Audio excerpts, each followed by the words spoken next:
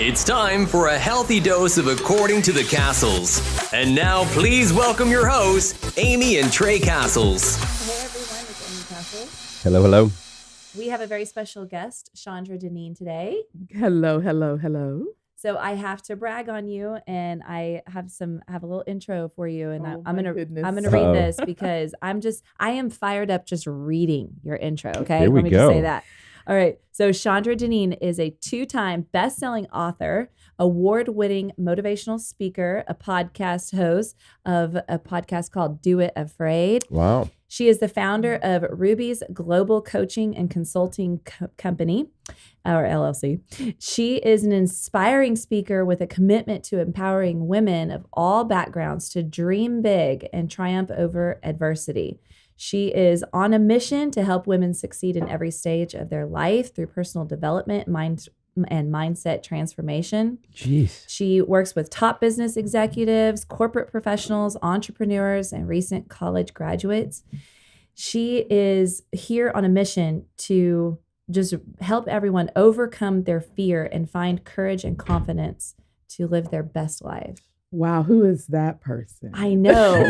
You didn't tell me you're bringing some superstar on here. Do you ever go in the mirror and go, "It's me"? I do.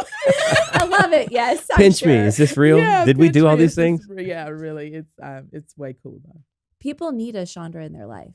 I love that, and I say that often. Yeah, people need Shaundra in their life. Not joking, but what I offer and what I bring to the life of other individuals, I think everyone needs. Words are creative, and I believe that when I speak, my words create transformation in the lives of others. So on that mission every day, I'm on that mission every day. Every time I wake up, who am I going to speak to today? Who am I going to talk to today? Who am I going to encourage today? Whose life will be transformed by the words that I speak to them and into their life? So I love it. I absolutely love it.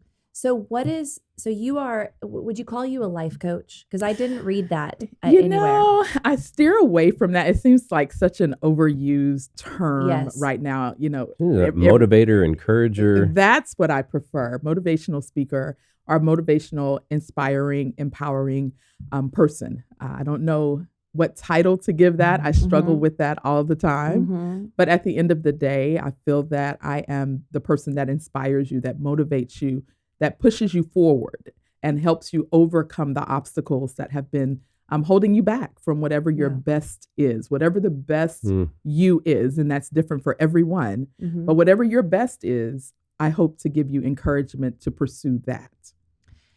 So you work mainly with women or only with women? I work mainly with women. Whew, that's another one. The guys usually, creep in the background and they listen. And I'm over here being a creeper right now. I'm just listening. They take the information, but I believe that my mission is for women. But the information is gender neutral. Anyone that hears it can take it and apply it and get results. Yeah. But my heart is for women. Yeah. Women have really come out of their shell in these past, even just 10 years. We've seen it. More and more women are not only taking care of the home, but they're also pursuing this passion that they have.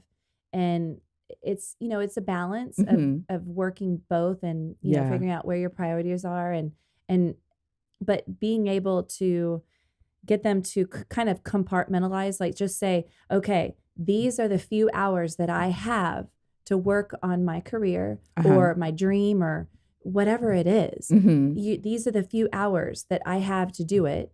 And I'm going to allow myself to have those hours and and put everything else aside. But those few hours that you have, sometimes you get those and then all of a sudden your mind starts crumbling down on you. Yeah. And all those things that were holding you back start really messing with you. And then next thing you know, you're up and you're folding laundry. Or you're doing something that isn't towards where your goal is. Absolutely. I call it stinking thinking. That when we give time to passion, when we give time to purpose as a woman, those things creep in, imposter syndrome, telling you that you are not that thing that you think that you are. You are not the purpose that you have for your life. That is not who you are. And we have been programmed, I believe, to stop and listen to that and take that in.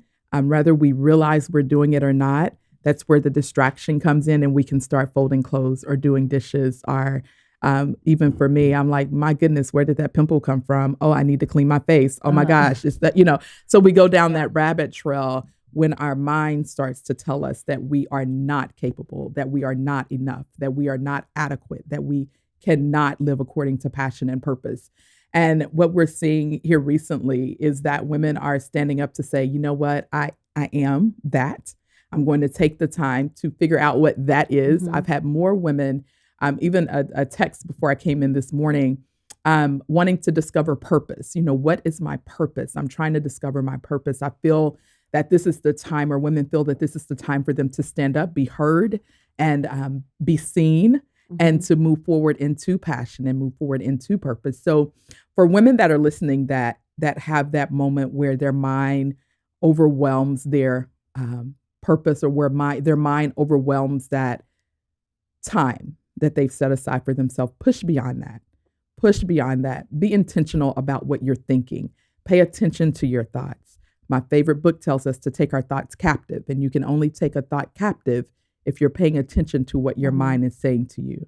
So when you take that captive, then you're able to move beyond it. You're able to move forward. And that's where life takes wings. That's where life starts to happen, is when we move beyond the thoughts of the inadequacy and not being enough.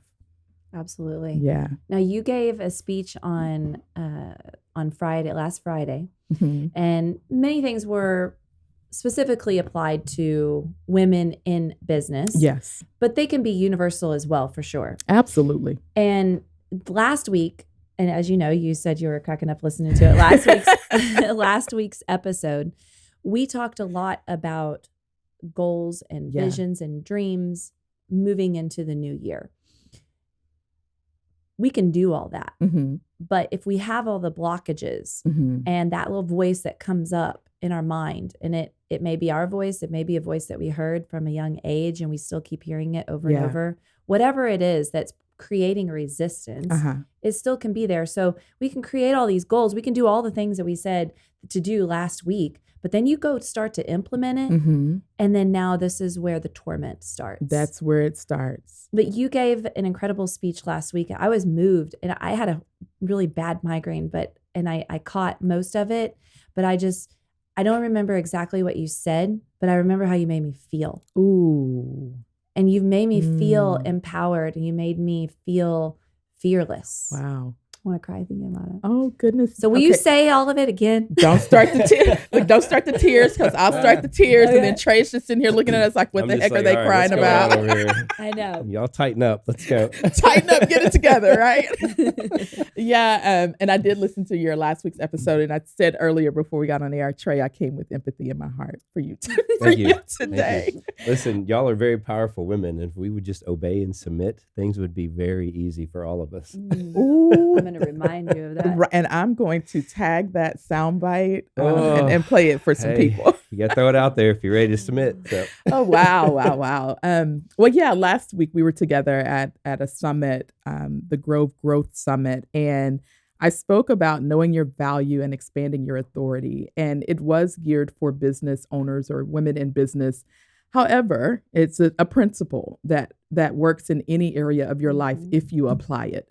And that's the beauty of principles. That's the beauty of the information that I share. It's always centered around a principle, and anyone that will apply the principle will get the result in their life.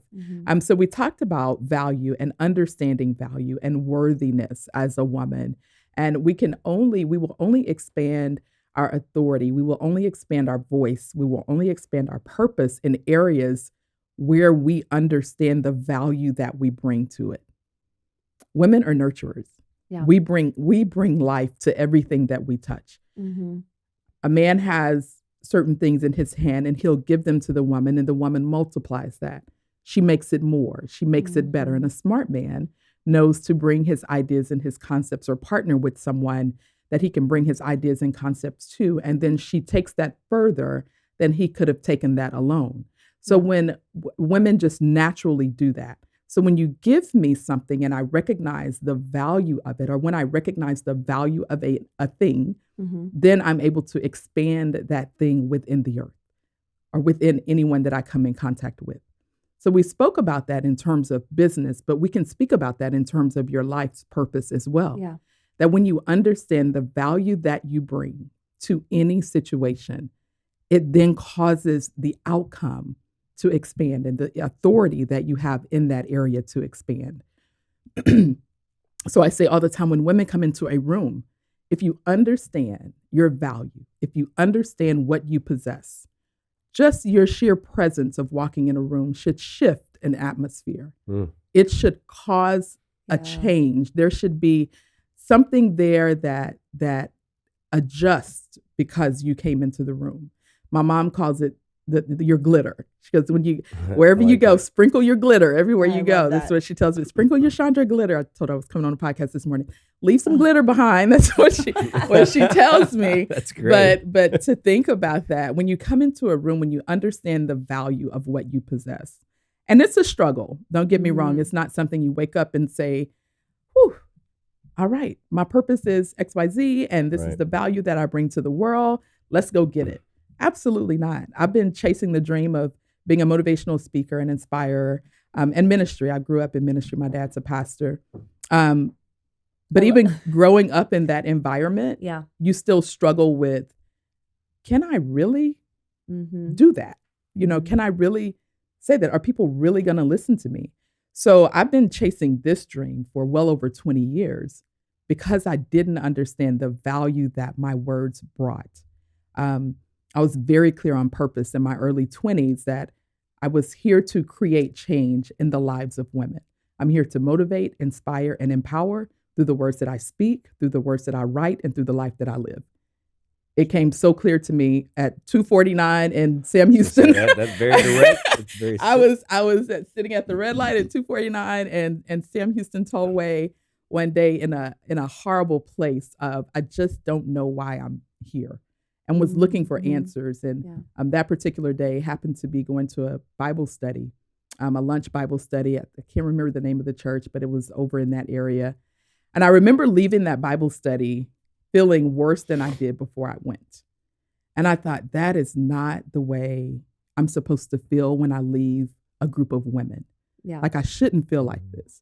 Why am I feeling like this? And it started those questions of, what am I supposed to be doing? Where am I supposed to be? And just as clear as I just spoke it to you, God spoke it to me. And I wrote it down, and I wish I could find where I wrote that down, that journal and that date. But I wrote that down, but it didn't resonate with me. It did not make sense to me, because I thought at this point in I was in my early 20s. I'm like, first of all, I don't have anything to write. Second of all, who wants to follow this crappy life that I have? And third of all, who's going to listen to me? Who wants to hear what I have? Who can I empower? Who can I motivate? So I didn't believe it. I did not believe that my voice and my life carried that type of value. And although I've sat with that purpose for many years, just within the last 5 years, I'll say, that I have the courage to start trying to explore and understand what that truly meant and execute on what that truly meant. So we don't just wake up all the time understanding value, but when we do get it, when it does click, your life takes on a totally different path. It takes on a totally different journey. And you begin to live not only for yourself, but you begin to live through your purpose, which helps you understand your value. Does that make sense? I know I went a long way around saying that. It makes a lot of sense. That makes sense. Was your biggest shift that time that you were in Houston at that red light? Was that where it was clicked that you already knew your purpose, but you said, I'm going to live through my purpose, and then you saw your value. So almost acting on the purpose came first, and then you discovered your value, or was it the reverse? No, so the purpose being revealed to me, I'll use that word, where I could understand it, revealed in ways that I could understand it, happened at that red light. Fast forward again, some 20 years beyond that I start to think about, there's value to that. There has to be something to that. Then came, how do I live through that? So it's a progression. It's a progression. Yeah. Is that wisdom? Yes, it is. It's wisdom from God and my mama. And then just wisdom of life, wisdom of life as well, because quite honestly, I was tired of the career path that I had. I'm getting up, I'm going to work every day. And just as life has it, what I was being paid to do for a company was really the purpose for my life. I was living purpose through an employer and didn't realize it because I was hired to do what I naturally know how to do, which was coach. It was to inspire. It was to motivate people to move from one point in their life to another. That's what my job became. When I got tired of doing that for someone else, did I ask the question, what else is there to life? There has to be more to life than this. I'd gone through divorce. My 2 sons were grown and adult and doing their own thing. Relocated to a different city for a new job. Was at the height of my career, at the height of my pay, at the height of all things. I was the one and only African-American female with this organization. Traveled the world, teaching, coaching, facilitating, mentoring. Like anyone looking at me would think, oh, you are killing it. Yeah. But inside of me, I thought, this is not it. Was it empty, or was it just not as fulfilling anymore? It was empty. Okay. Because I loved it. I mean, I loved the people that I worked for. I loved the people that I worked with. I love being able to see the outcome of my coaching, of my training, of my mentoring. I loved all of that. But it was empty. It was like a pretty vase that had nothing in it. Yep. And it started to become so routine. Like I could do it with my eyes closed. Robotic. Yeah, I became robotic, very much so. And that's what caused me to say there has to be more to existence than this. So when did you write your first book? My first book, my first book I wrote about 7 years ago. It was an anthology. But what does that mean, real quick? An anthology, it's a collection of several authors. Thank you. Yeah. So I was one of 12 for that particular book. Okay. But I wrote about, believe it or not, purpose and the emptiness that my life felt because the lack of, or not living through it, or not believing in it. And when you don't believe in purpose and when you don't know value, it will cause you to sink into, I called it the pity party. A lot of self-insecurity. Yep. Oh, woe is me. Here I am. I'm divorced.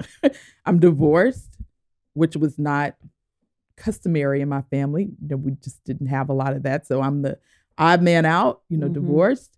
My children are grown and gone. I'm in this new career. But for the first time in my life, I was existing outside of family. For the first time, it was the first time ever at 40 years old. I was 40 at that time. I'd never lived alone. I'd never lived alone. You were standing alone now. And here I am standing alone. And not only was I standing alone, but I was standing alone and I could not hear God's voice. And I don't know if you have ever been there. It's a very cold place. It's cold. It's scary. Yep. It is. I don't even have. Lonely. Yeah, very much so.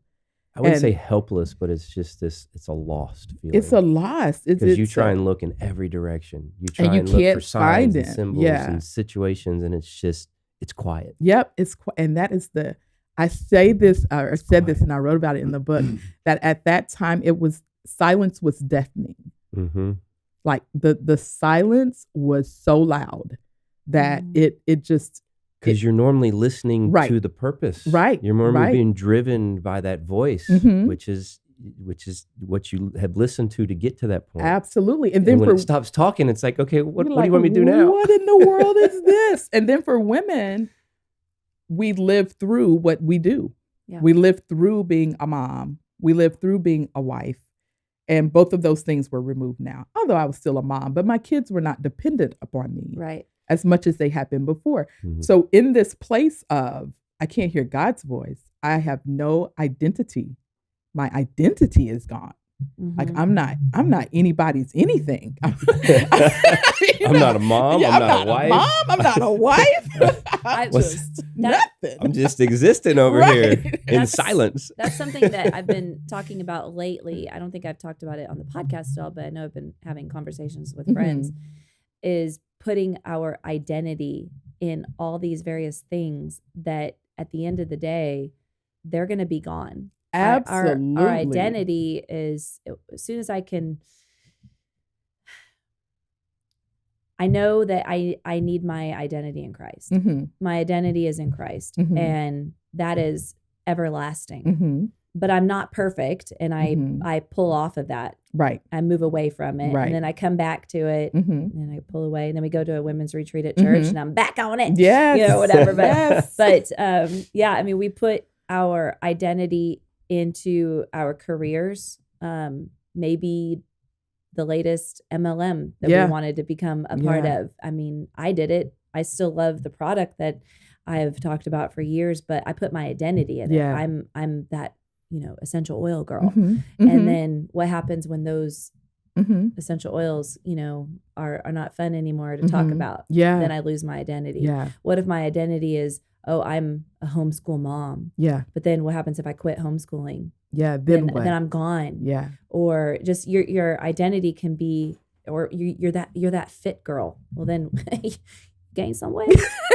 You're not fit no more. So what happens then? Right. Our identity in a lot of these things, and then so you mix trying to find your identity and your purpose and your passion, and you just have a mess. Yes. So is this where you can come in and help people? Where someone's lost on their identity, they're lost on their purpose, they're lost on their passion, and they definitely don't have an action plan. Absolutely, that's where Shaundra steps in to say. How is it that you do? What do you do? So first, I start with the question: tell me what you would do if no one paid you to do it, and nothing. Well, you would do something. You would take a nap. I would sleep. I'm just playing. I would do a whole lot of things. That's where I start with clients or with individuals, clients that I work with. What would you do if no one paid you to do it? And what can you do if I woke you up out of your sleep and said, hey, I need you to, what would you do? What would you fill in the blank with? That's where we anchor all of our conversation. Because somewhere in the middle of what I would do if no one paid me and what I could do out of my sleep lies your purpose. How you do that lies your passion. So let's discover, just start with those two things, and then let's find where you're passionate about that. So if it is, for me, it's speaking, okay? I can wake up out of my sleep and talk to you about overcoming fear. I can wake up out of my sleep and talk to you just about anything. I just love words. So you wake me up, we can talk. I'm ready to go. Speak. Yeah, let's just put a mic in front of me and it gets real crazy. But even in that, I had to figure out where the passion for speaking lied. So I don't want to just go speak anywhere. I want to speak in an environment on a stage that's going to cause change, that I'm going to be able to see transformation. So where is that? So my purpose is to speak. The passion of it comes when I speak to women, when I sit across a table from a woman that comes to me to say, I don't know where I'm supposed to start. I have no idea what it means to value anything that I am or that I do. I don't know where to start. So that's where the passion comes. Like I light up like a light bulb, let's go. And then from that point, we can then figure out how will that benefit your life if you want it to be a business, a revenue generating thing, or if you want it to be a hobby, if you just want it to be exposed, if you want to be exposed, whatever you want it to be, then we create a strategy so that now your purpose and your passion feeds your life. And there's authority connected to that. That's the sweet spot. That's where you can wake up every day and do what you love and love what you do. I love that. It sounds simple. It sounds simple, but it's work. And now the brain gets in the way, and the thoughts get in the way. Listen, all the stuff gets in the way. The brain, this space between our ears is it is amazing at what it can stop, but it's also amazing in what it can create. And my dad called me this morning. I did a accountability tip yesterday, posted it on social media, and my dad's my biggest cheerleader. So he listened to it, and he called me this morning. He goes, you know Dad. What? Yeah, hey, Daddy. He said, let's add one thing to your accountability tip for the week. And I said, what's that? And he said, not only do words have power, but the power that your words have create. He said, your words create. And people need to understand that it's not just about being conscious of what I'm saying, but being conscious of what is being created by what I say. And he said, and then if you want to take it a step further, the spiritual side of us is that as a spiritual being, for me, what does God's word say about me? Because God's word is what gives me power to speak words that create. I love it. Love it. A little icing on the cake. Right there. That gave me goosebumps there. Yeah, that gave me good job, Daddy. I know. Good job, Dad. What's your dad's name? Ted Williams. Hey, Ted Williams, you did an awesome job as a parent, and we have 2 teenagers now, so we need some parenting advice. You know what I'm saying? If you Mr. Williams. Yeah. So you said something while we were at the Growth Summit. You said someone asked you what qualifies you to do what you did. Yes, honey. Listen. You got to tell that story. What qualifies you to be a speaker? And, we go through that with branding in business. We go through that with branding. And I was actually working with a branding coach. And she said, okay, what makes you different than anyone else in your line of work? And just without even thinking, I'm like, what do you mean? I'm Shaundra. I bring me. That's what's different. Don't you know? Yeah, don't you know, girl, that I come with the Shaundra glitter? Yeah. That's where value kicks in. And I say it with no ego, with no cockiness, and all humbleness. But truly, it is you that makes something different. I mean, there are millions of coaches. There are millions of podcast hosts. Everybody is doing everything. The word says there's nothing new under the sun. So everything that we do has already been done. You're just recreating it or making it your own. So when you approach things that way, it's what makes it different? Me. I'm the one that makes it different. And you stand in that confidently. That's where value kicks Everybody's in. going to look at you like, man, I want what she has. Yeah. What is she drinking She's got in that some cup? Self-confidence. But you know what? It took experiences, life experiences, trials, all the things to really get to that point where I can confidently stand and say, I'm it. I'm the magic to all of this. And when I believe that, then will the person listening to me believe what I'm saying? If I were to walk in here and speak even now in, what I think happened was, somebody told me. There's a difference between how you speak it if you've been told or if you've read it than when you have lived it. So I can talk about fear all day long because I know what it means to overcome it. I know what it means to allow fear to hold you hostage and not allow you to move forward. I know what life is on the other side of fear. So I can talk about it and give you examples from here until eternity of where that has transformed my life. And it was understanding the value of who Shaundra is that then my authority expands and we sit in spaces like this. How do you not go down insane rabbit holes with people and not be the psychotherapist? Because everybody has trauma in some sort of way. People are suffering from PTSD left and right. I mean, you could have a baby and the very birth triggers PTSD. Absolutely. It's everywhere. Absolutely. And it can be crippling. But how do you work through those without having to dig in? Okay, tell me the whole story. Because that's more what a psychologist does, which I'm not really even sure is even necessarily helpful anymore unless they're a person who needs to talk about it. Yeah. But how do you not go down those rabbit holes and rein them back in? Like, it doesn't matter the situation as to why you have fear. Let's just work on the fact that you have fear. What do you do? Two things there. First of all, I'm very clear on what my role is to someone else. I'm super clear on what I'm supposed to do. Second of all, I partner with people that can do well the things that I'm not qualified to do. Mm-hmm. So when I'm sitting with a client, I'm very clear. I'm here to be your accountability coach. Mm. I'm here to help you move from one point to another. I deal with what's going to be in the middle of your current reality to your future possibilities. It's like, no offense. Yeah. That's yours. That's yours. Yeah. This is mine. And I come this with is what you're hiring me for. That's it. And I'm very clear about that up front. As we are talking, and it happens because when you are coaching, there's a reason why you have not accomplished that goal. Yeah. So we peel back a lot of layers. And sometimes in peeling back those layers, the hurt does come up. The trauma will surface. Mm-hmm. Self-doubt will surface. And it surfaces beyond the point of me helping you get through that. It surfaces at a deeper level that you need someone that can, really is trained to give you steps out of this situation, which is why I always say coaching and counseling go hand in hand. 100%. Yeah, 100. If you're going to have a coach, you need a counselor. It works better that way. It's Batman and Robin. Yes, Batman and Robin, absolutely. And so I'm counselors that I work with when I, work with clients. Here's who I work with, who understands what I do as a coach, and they can help you move forward so that the work we're doing together can progress.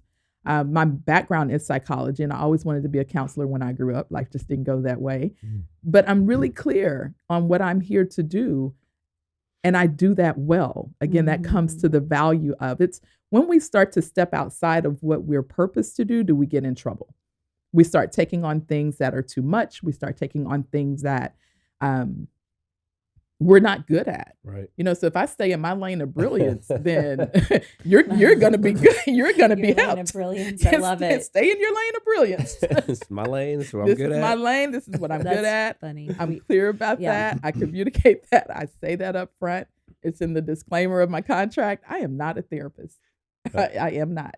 The lane we walk in is coaching. What I guarantee you is that I can get you to the end goal if you're ready to work.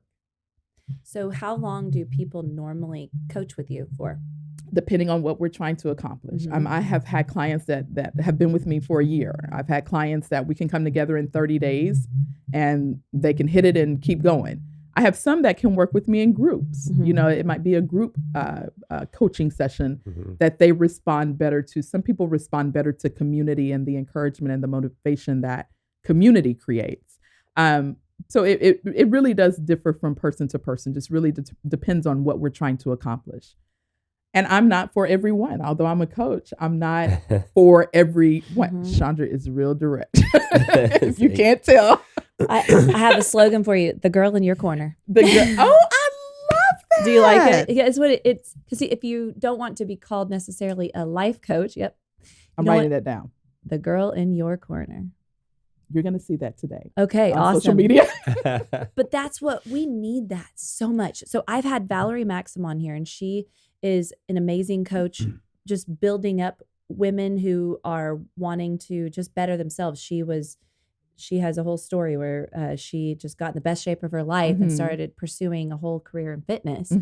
And she helps women and she personal trains and she's in that arena of that sort of coaching. And then we have Dr. Bonnie Hubert, who also spoke. Yes. And Bonnie Everyone needs a maid. Yes. The book is amazing. And Bonnie worked with me to help me get this podcast going. And basically for me, Bonnie was, I brought a big bag of goals, just like all just crumpled up, basically. And she kind of helped me sort through them and create the action steps.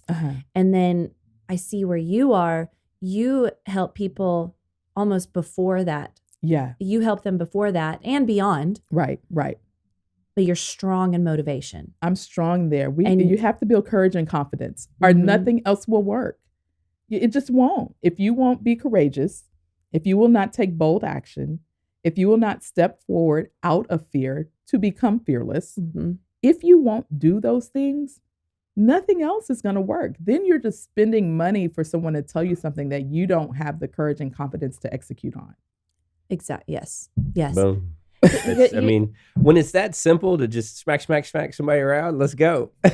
So we all need a girl in our corner where there's no judgment, where there's no past hurts. Yeah. Because you can have your best friend and, hey, Brittany, I know you're listening.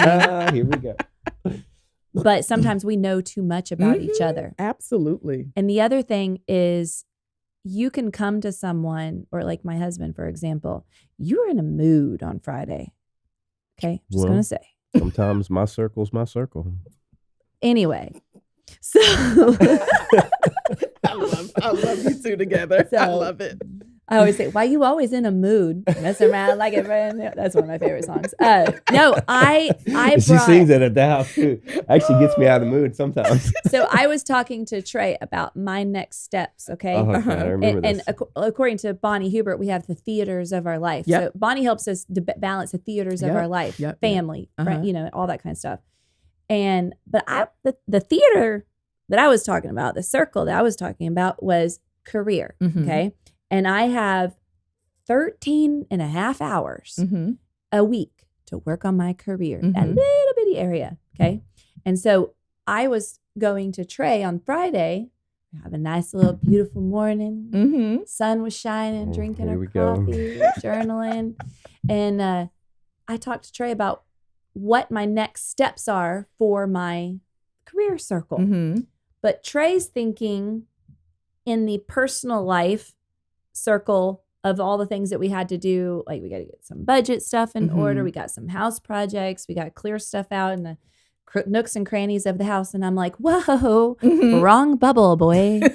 Wrong bubble. It's in the wrong theater. But Trey could not talk about me and my circle of what I was talking about, my goals for the career. And he was thinking about this bubble. And I'm like, okay, hold on. These are two different bubbles. They don't connect with each other, because all of that stuff is to be done outside of my little 13 and a half hours a week. And we were not hitting it right. I was dream crushing. He was, apparently. I'll call him a dream crusher. I'm like, dream crusher. Trey. So, but it's. I don't have the sprinkles. But here's the thing. You don't have any glitter. I don't got the glitter. But the thing is that Trey had a busy work week. Yeah. He had a very busy event on, we had his big company party on Saturday night. So he had a lot on his mind. Yeah. And I was expecting him to be in a space for me that he wasn't ready for at that moment. So it was wrong timing. And there's probably times where he went to talk to me about something and I wasn't in the mood. Yeah. And so I probably shot it down when I shouldn't have. Did you realize this that day or like now? Because this is a nice revelation that we could have like maybe had some apologies to. You. I texted you later that day and said exactly angry little that. elf on Friday when you didn't hear that. No. I'm sorry. Let's go. I texted you that day and told you that the bubble you were in was not in the bubble that I was in, and I was. And then what did we hear at Re-Engage? Stay in your circles. Yeah, whatever. It was like yeah, that's a whole other thing. Okay, so I'm sorry. Go ahead. We digress. We digress. So anyway, it would be helpful to have someone in my corner that is not bringing their personal, and we don't have personal mix, and you can be a fresh, clean, non-biased person that is there to cheer me on, to go after greatness without the fear, to have the courage, and push me towards whatever I can do in my little 13 hours. I love it, and I'm taking that tagline, the girl in your corner. I have a saying. I mean, I even put it on a coffee mug. Girl, get your circle right. Girl, get your circle right. That's what I'm talking about. Because you are, I say this, you are the average of the 5 closest people to you. The people. Say that again. You are the average of the 5 closest people to you. So the 5 people that you spend the most time with, that you give the most energy to, that you connect to the most, you are an average of those 5 people. So your circle. Does that include your children? No, your children are not in your circle. Okay. It's girl, get your circle right. Because I can't get rid of them. Who's your you can't. Listen, they're not going anywhere. I was just listening to something the other day, and it was saying to observe the people that are in your life that could be bringing a lot of negativity. And I thought, I can't get rid of my teenagers. So I love you guys. I'm just kidding. But they make you. No, she's but not. for real though, you make me crazy sometimes. And we'll pull out every eyelash and eyebrow. Gosh. My boys are 24 and 31, so and it doesn't go away. God. Anyway, we'll come back and talk. I'm so glad we only had 3. We'll come back and talk about that. But the circle being outside of your family, outside of your spouse, outside of your children. So who's your cheerleader? Who's your mentor? Who's your advisor? Who's your yes person? You have to identify who those people are in your life and how much time you spend with them. I ask that question of clients all the time as well. Tell me the 5 people that you spend the most time with and describe them to me. What are they to you in your life, or what type of person are they? What's their personality? We can usually trace back some of the negativity or doubt by the people that you're with.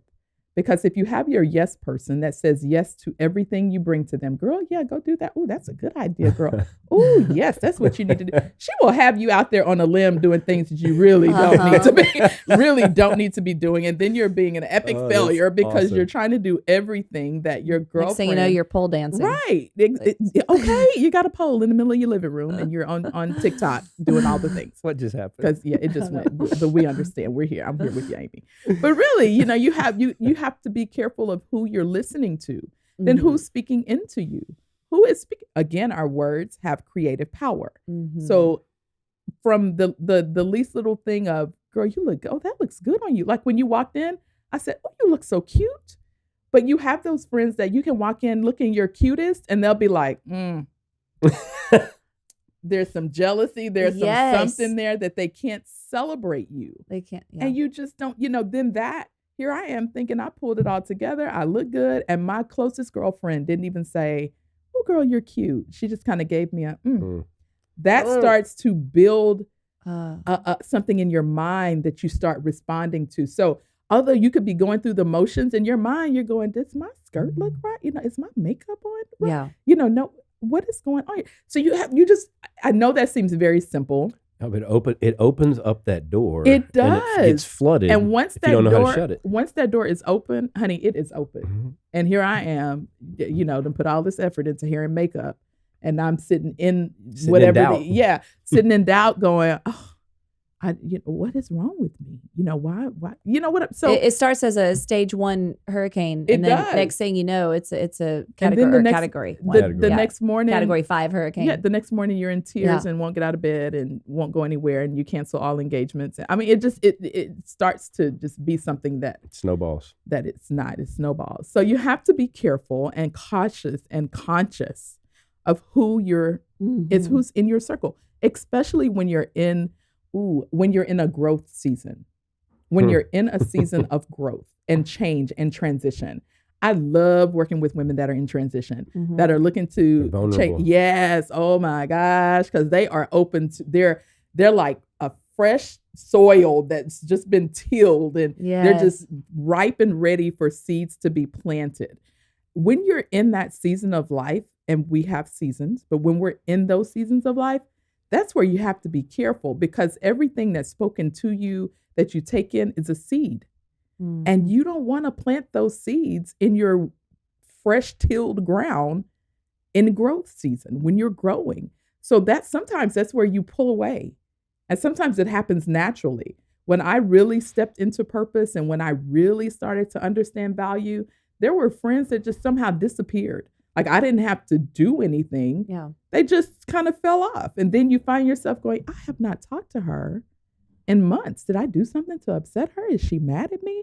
But I realized that I'm in a season of growth. Like I'm in a season where I am like, it's about to be massive change over here in Shaundra world. And everyone can't go along with you for every season of your life.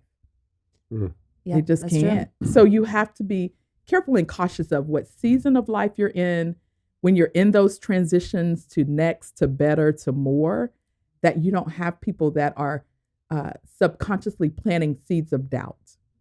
Yeah, absolutely. Yeah. And being able to identify it when it pops up is a whole new level of growth. A whole new level of growth. If you have a friend that you see and that you are so in tune with your body, because your body will tell you, your body keeps energy.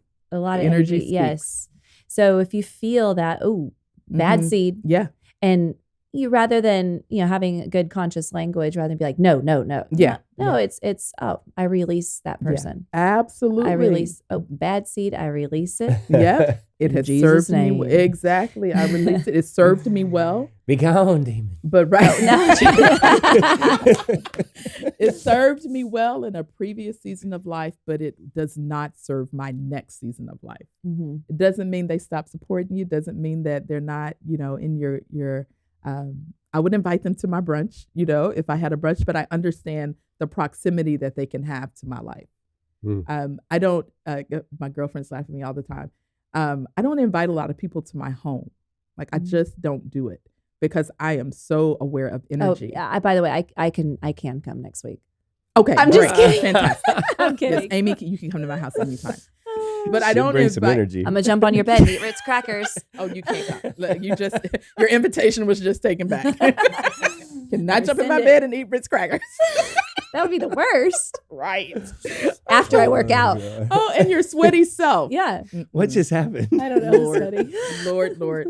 But the reason I say that is because I'm aware of energies and what comes into my sanctuary, into my home. And I have created an environment that allows me to be creative, that allows me to write, that allows me to craft, presentations. And when you work hard to create that environment, you are very conscious and cautious of who comes into it because they leave energies behind. And I don't want to spend another, 72 hours after you leave trying to get rid of your energy in here. Right. Same thing about our life, who we come in contact with. My mom tells me when you come in contact with women, you should leave better than you were when you came. Mm-hmm. She said, even if that means you're going to lunch with someone, you should feel better when you leave that interaction than you did before you came. If you ever are in the company of someone and you feel worse than you did when you got there, that person is not your person for that season of your life. And it takes courage to walk away from that or to not feel guilty, because we will feel. And that goes for clients and customers too. You have to know when it's okay to release them as somebody that you're going to be working with. Yeah. I have no problem. You know what, honey? Listen, I'm just not, I don't think I'm best suited for what you need to accomplish. It's not you. Yeah, it's not you. It's me. It's me. You don't fit what I'm doing here. But I can refer you to someone. Let me get Bonnie your number. Yeah. That's funny. Oh my gosh. I love it. Let me call Bonnie and tell Bonnie. Come back and see me. Right. I'm step 2. You need step 1 over here. I'll watch you from over here. But it as funny as it is, it really does. It leaves space. It leaves space to take in what does serve you well. Because when you have things and people and all of that, clients taking up your space, then you have no room for what you're really supposed to be doing. Yeah. That's why sometimes when we drop things off, we think, whew, like you can actually feel the release of weight when you've made the decision to walk away from something. I was carrying a situation all last year, all 2022, carrying a situation and just trying to force myself to fit in a space where I was not wanted. And because even as a coach, we have our stuff. Rejection just will set me down a path of unraveling. And I felt like, you're rejecting, but don't you know who I am? Like, don't you know what I bring to the table? How can you not want me to be here? So let me just get in here and show you what I can do. And with your strong will. Yes, with my strong will and push and push and push. And they never budged. Their action did not change. And the last interaction that I had with that person, I say it was the Holy Spirit that allowed me to see the person for truly who they were versus what I wanted them to be. And when I was able to see who they really were, and I don't want to sound spooky and all the things, but when you can see a person for who they are, then you're able to say, oh, it's really not me. Yeah. It's really not me, Shaundra. It's not me. And it's okay to walk away from this because you're never going to be able to change someone else. You can only control what you can control. I can only control me and my action. So in that space, I had to make the decision when it was a lucrative, my Lord, it was whew, some good money. And I said, I just cannot keep going in this way. It's killing me. I feel it literally having a visceral feel, had a grip. Yes, it had a grip on me. When I decided, and I talked to my dad, my mom, my dad, I talked to them all the time. Talked to them about it, and my mom was like, you just make the best decision for you. I talked to my close friend about it, and he's like, you just need to leave. You just need to let that go. Don't renew the contract. And I'm like, no, it's not that easy, or it's not that simple. But when I made the decision that I'm walking away from this, and I'm going to create space for better and for more that serves me well, I could literally feel the weight leave. And I have not had a regret, a second thought, let me turn back and make that right. Let me say, oops, that's not what I meant. Yeah, I haven't had, my bad. I was just emotional that day. I haven't had that. So I say that when it's time to release things from your life that no longer serve you well and that no longer represent what you value, it's okay. It's okay. You will feel that fall off of you. And it just gives you a freedom and a space to now bring in what is good, to bring in what is well, what is necessary for my life, that is a mutually beneficial relationship. Do you help your clients identify these areas that need to go? I do. Or, I mean, obviously you're not going to tell them you need to let that go. But obviously if it's their idea, it's a blind spot.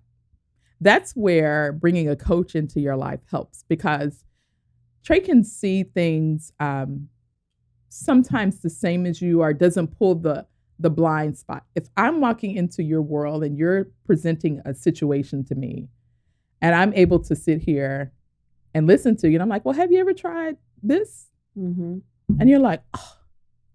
And in my mind, I'm going, well, that was simple. Why didn't I think of that? Yeah, that was simple. Yeah, but then you go, oh, I never thought about that. Well, you never thought about it because it was sitting over here in your blind spot. And because you're so in it, you can't see your blind spots. It's just like driving. You have mirror assist to help you see a blind spot. Yeah.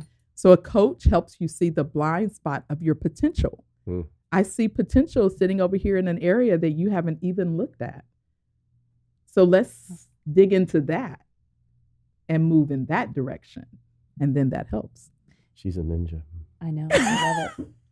She is a ninja. The ninja in your corner. The blind spot ninja. So when people meet with you, do they meet with you in person or online, or both? Well, both. And, because my business really kicked off in COVID environment, everything was virtual via Zoom. Yeah. However, virtual spaces have allowed me to be a global voice. I can speak with you anywhere that you are in the world. That's cool. And that I absolutely love.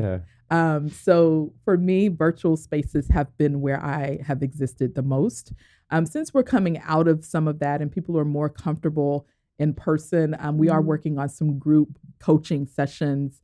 I'm a brunch chick. I'm a foodie. So I'm thinking, brunch and coaching go hand in hand. Yeah. So I will be rolling some of those things out this year that gives us some face-to-face interaction.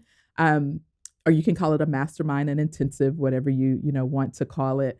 But spending 4 hours together in a group setting with women that are so golden. Oh my freaking goodness. She comes home. She came home from that emceeing that event just like lit up, floating. Yes. Didn't know where because to I put had a her time. roadmap. I She had was like options. ready, Yeah. man. That's I it. You had need options. a pathway. Yes. And when you come together with other like-minded women, there's a transference of energy. There was someone that they posted on my social media. Osmosis. It is. And they said, we're kind of like what you said when we started. I don't necessarily remember everything you said, but I remember how you made me feel. And that feeling you take with you when you leave that environment. And it's kind of that, it keeps that flame going, like, it's the fix. Yeah, it's the fix. This is what I needed. Going for that. And for me, even after every major investment of time, finances, being in the company of like-minded women after every major investment has been major transformation. Major. Even at this point, when I start to feel like, what's next? What's next? I'm like, let me find a group of women that I can sit in the midst of that's 10 steps further than me, that's further ahead of where that's another thing. Sometimes we want to sit in circles where we're the smartest one. You're supposed to be. Right. Or where we're comfortable, but your greatest transformation and your greatest change will come when you sit in rooms where you are uncomfortable, where people don't know you. They don't know who you are. Listen, I can give you. They hear what you're saying right then and there. Listen, honey. Can work it out with you from a non-biased way. Right. And then that proximity is golden. Like proximity allows you, for example, us being here and working together, I can give you information that will help you get to a destination quicker than it took me to get to it. So for example, my coach, when I started working with her, she was 10 years into the business. So I automatically was receiving information that took her 10 years to figure out. She's given it to me in 90 days. It's the compound effect. Yes. So that's what the beauty of coming together. And I went a long way around saying that's the beauty of coming together. So we will, my community is called The Gathering. Yeah. So just an idea, if you were to set up a group locally, obviously if somebody's in Pennsylvania, they wouldn't be able to. But let's say that you had let's just say 16-week plan, right? And you had topics to talk about each week. And then that's your pod. You're the leader of that pod or whatever you want to call it. And that mastermind group. If you trained other pod leaders in the U.S. to start their own. Girl, you better get out of my business plan. But yes, ma'am. Okay. That could be golden. And then so that you're leading the other pod members alongside. Absolutely. Yeah. So the community is called The Gathering. And I kicked it off. So this is funny so this is already this is all really. I'm so smart. You are a freaking psychic. So the community is called The Gathering. I developed it at the beginning of last year, and actually attempted to have a gathering. And me and my girlfriend were the only two that showed up. Okay. So a lot of discouragement set in. When there's two, though. Yeah, there were two. Listen, and it was a good two to be there, but that little voice in my head said, "This is not what you're supposed to be doing. This is not." When I knew, I'm like, no, it's The Gathering. It's the circle where you belong. Girl, get your circle right. Like, this is what I'm supposed to be doing. So in December, it came back up that you need to launch the community, and you need to launch it in a way that is natural for you, not trying to fit what other people have done, but what is Shaundra supposed to do? And part of my call is ministry. It is ministry. It's women's Bible study. It's, again, that circle of women that come together and leave better than they came. So I kicked it off as a Bible study that we're going to, Sarah Jakes Roberts, she's like my spirit animal. I want to be like her when I grow up. Hey, Sarah. Hey, child. Okay, anyway. So she had has a Bible study called Woman Evolve. And saw it on Amazon. I'd read the book. And then when she had the study, I've said, I'm going to get this and for my own personal use. And when I got the study, I was sitting there and it started talking about leading group sessions and how to lead group sessions using this Bible study. And I was like, I did not order a leader guide. I ordered the Bible study to, I can take this and be led by somebody else. Yeah. But I did not take that. Right. I wasn't supposed to be leading this thing. But the gathering came to mind and literally put a clarion call out on good old Facebook and said, if you want to be a part of this community, comment below and I'll send you an invite to the group. And within 24 hours, I had 84 invites out to the group. Oh my gosh. So awesome. I was like, oh, there might be something to this. Yes. So actually this week concludes that study, and we have averaged every week on Thursday night at 8:00. On a Thursday night at 8:00, we've averaged somewhere between 30 to 30-ish women that show up to walk through that night session. And that's all on Zoom? It's all Zoom. We do it virtually.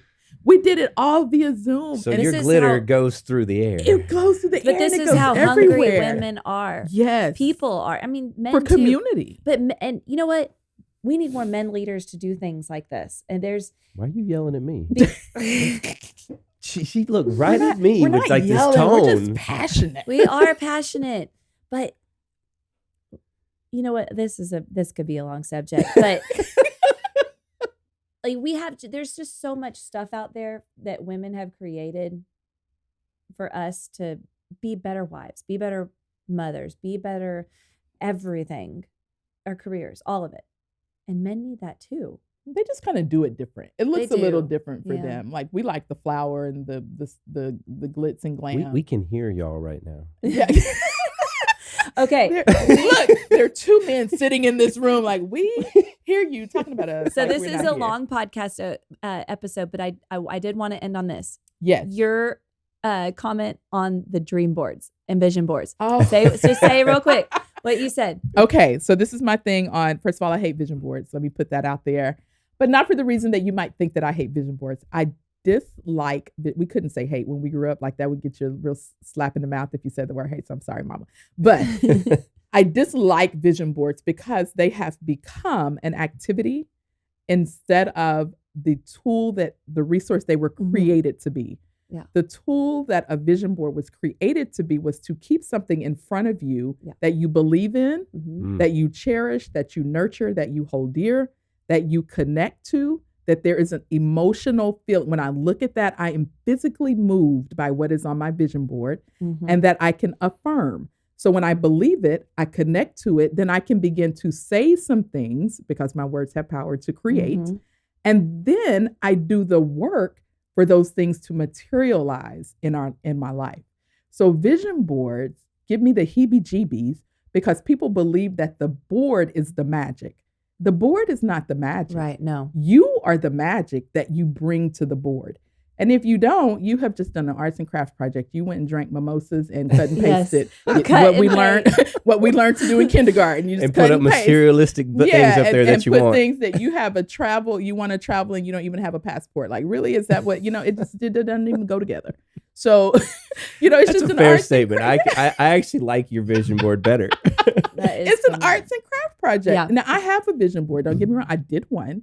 But when I look at it, it's realistic for my life. It's realistic. And I believe in everything that's on it. I have a connection to it. When I look at the community, because I have pictures of women in community and all the things on there, like I literally feel what I want to feel when I'm in that space, in that environment. How does that make me feel to know that I have 25 to 30 women sitting around me that are hungry for information about accountability and overcoming fear and moving forward in life. And that is what draws me to that. So because I have that emotion, now I can affirm some things. When I wake up every morning, I am a global voice to women that need to hear what I have to say. There is an audience of women out there that are waiting for me to wake up and speak.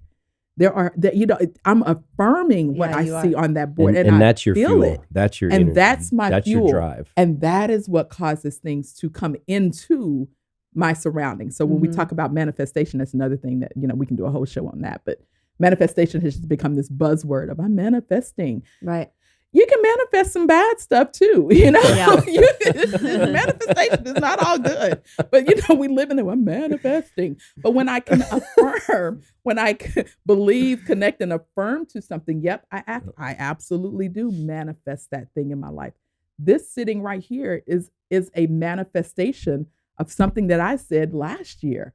I want my voice to be heard across cultural barriers.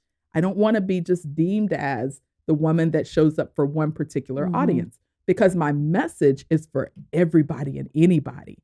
Yep. So then those types of opportunities began to present themselves.